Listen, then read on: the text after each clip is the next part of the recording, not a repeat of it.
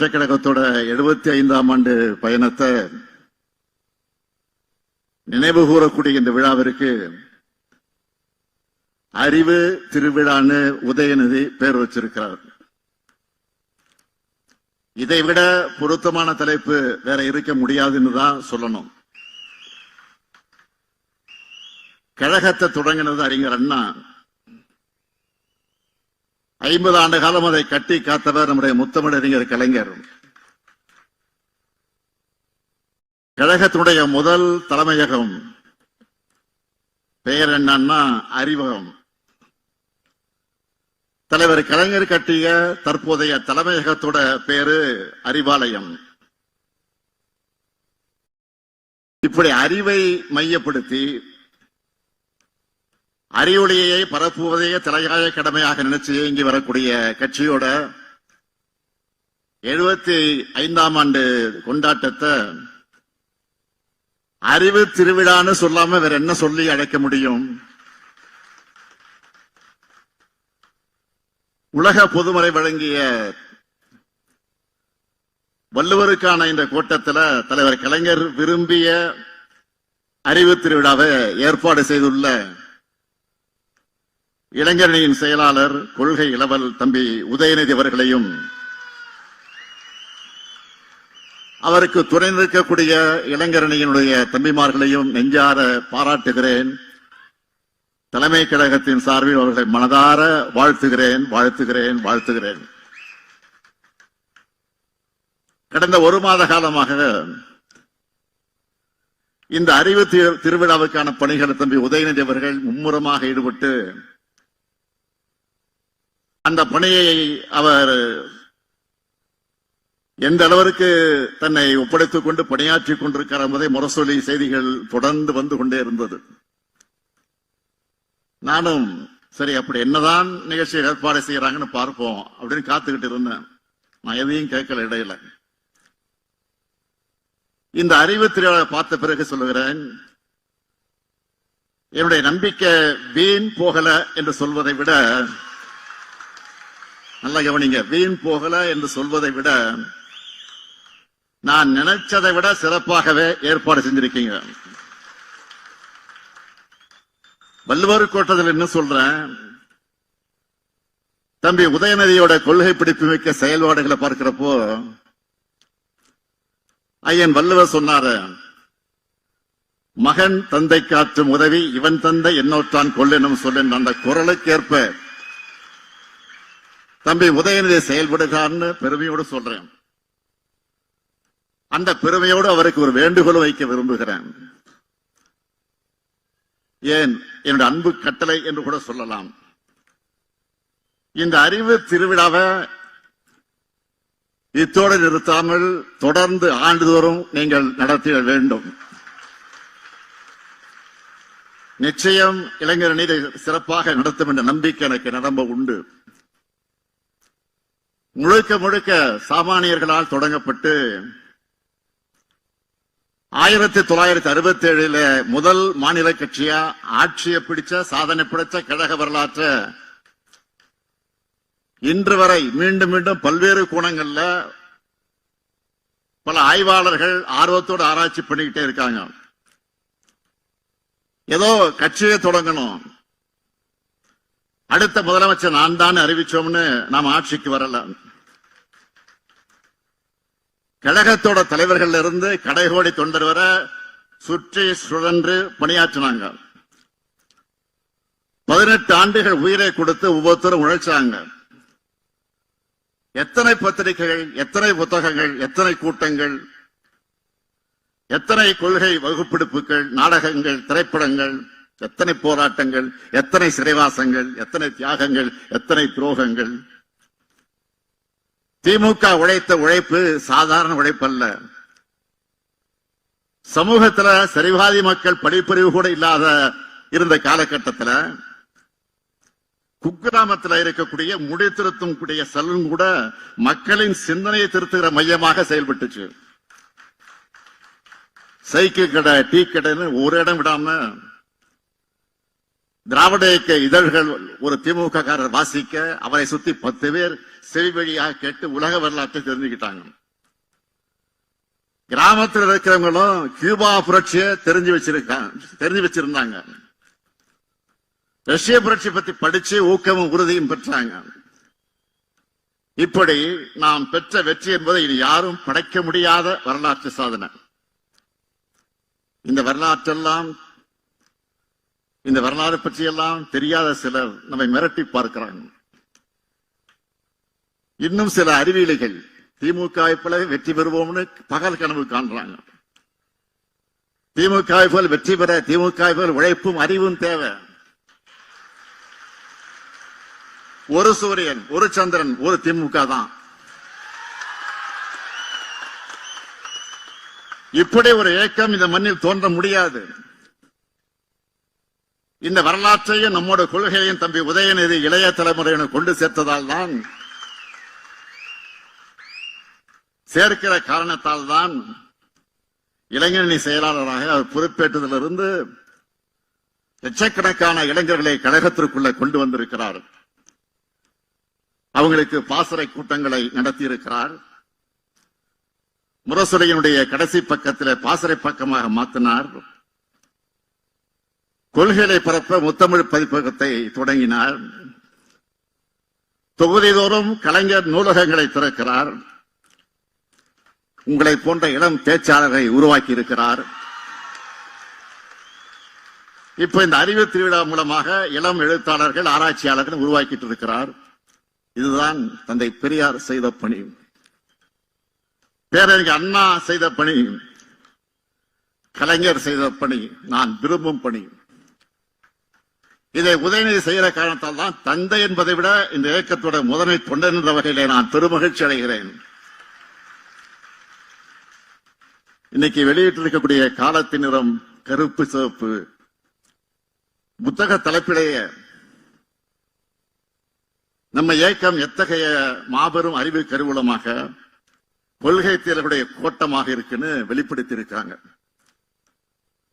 நம்மோட 75 ஆண்டு கால வரலாற்றையும் சாதனைகளையும் 1120 பக்கங்கள்ல உருவாக்க ஆலோசனை வழங்க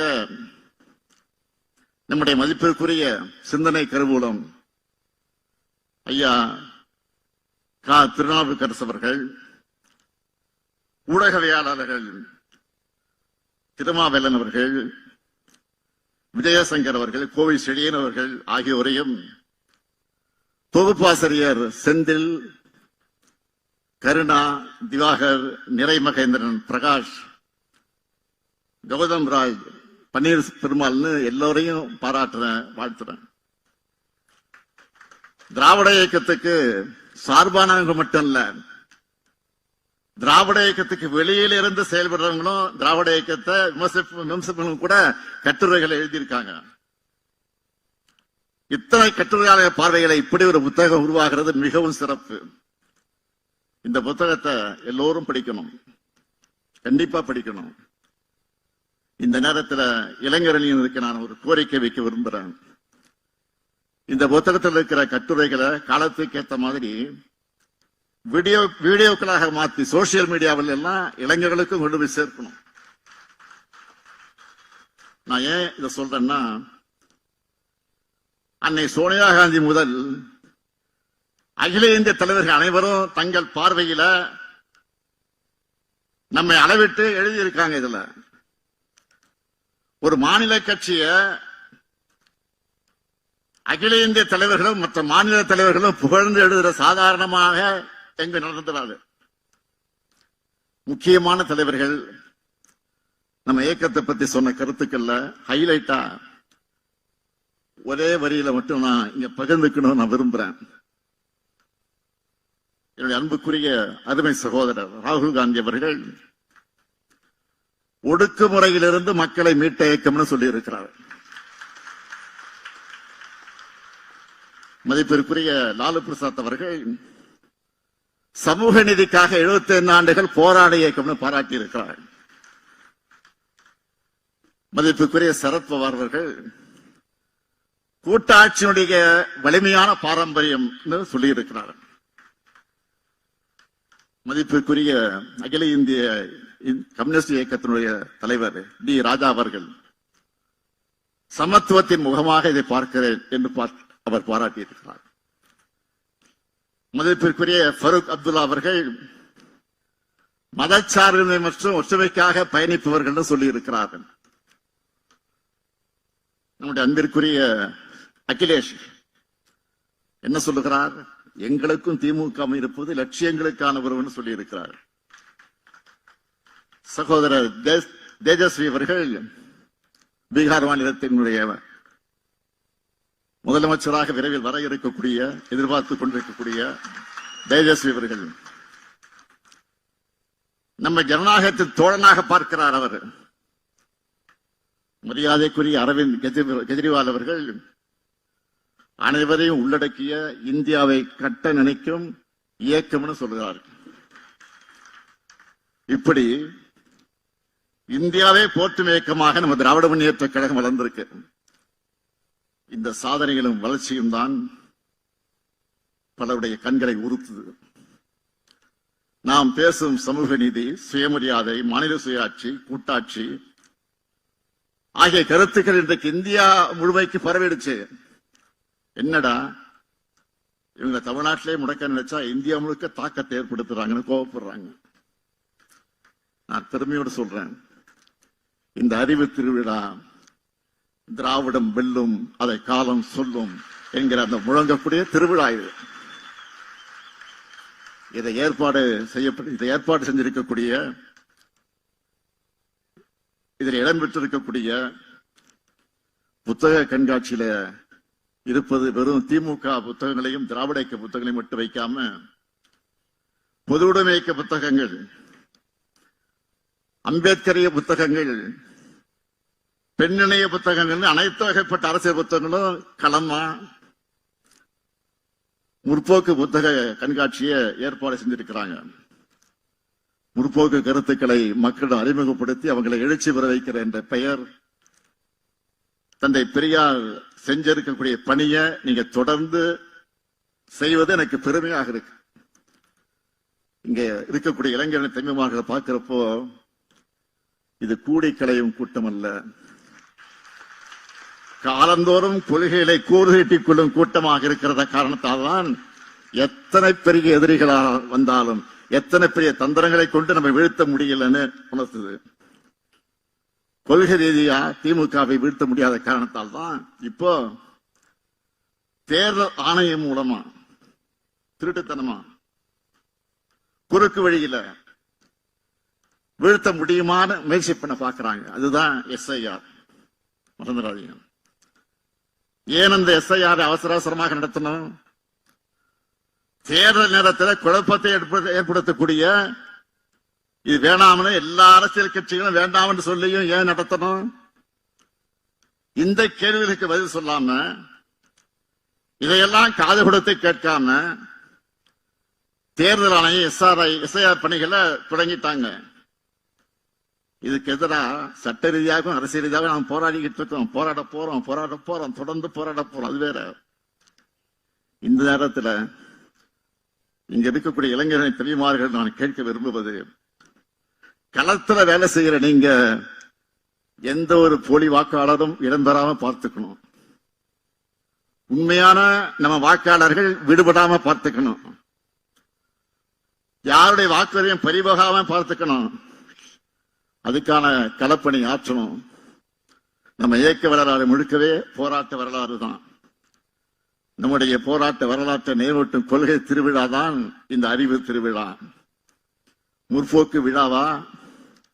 கருப்பு, சிவப்பு, நீலம் சேர்ந்திருக்கிறப்போ எந்த காவியாலும் நம்ம எதுவும் செய்ய முடியாது.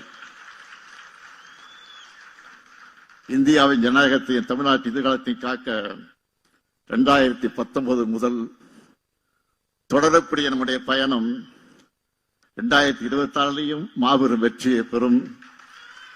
திராவிட மாடல் 2.0 ஆட்சி அமையும்.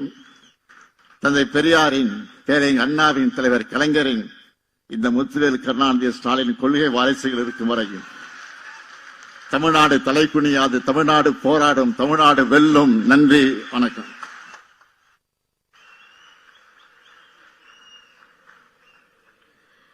நம் கழக தலைவர் மாண்புமிகு தமிழ்நாடு முதலமைச்சர்